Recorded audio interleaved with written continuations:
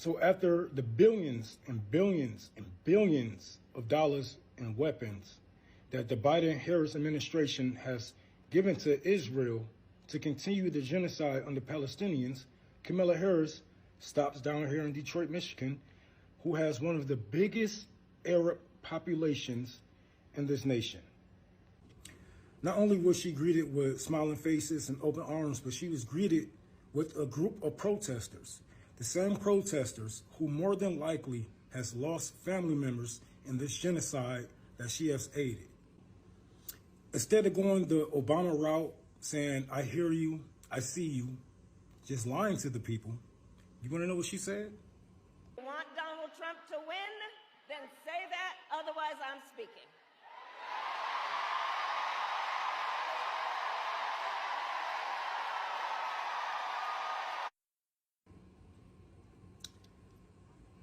Yeah.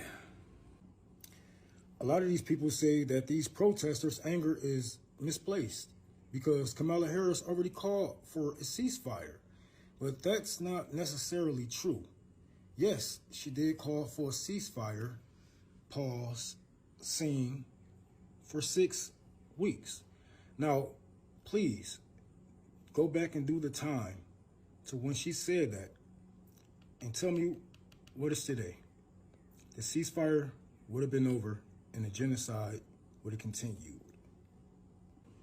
Now, if it's one thing I have learned being born and raised in Detroit, Michigan, is that Arabs and Muslims stick together. And word like that travels fast around these communities. And I think she just opened a can of worms she would never be able to put the lid back on. I think these are one of many protests that she will be facing, especially here in the Midwest. Now, what does this mean for the future of the Democratic Party? It means that we aren't taking it anymore. You can't just run and say, hey, I'm not that guy. When you and that guy policies align with each other, especially when it comes to foreign policy. It means that time is changing and we are changing with the times. And if you don't, this party has no future. It has no future without the Arab vote. It has no future without the young vote. And the more black people are waking up to your bullshit, it definitely doesn't have a future in our communities. So time is changing. The people is changing. The Democratic Party has stayed the same for many moons. And now people are forcing you, holding people accountable for their actions.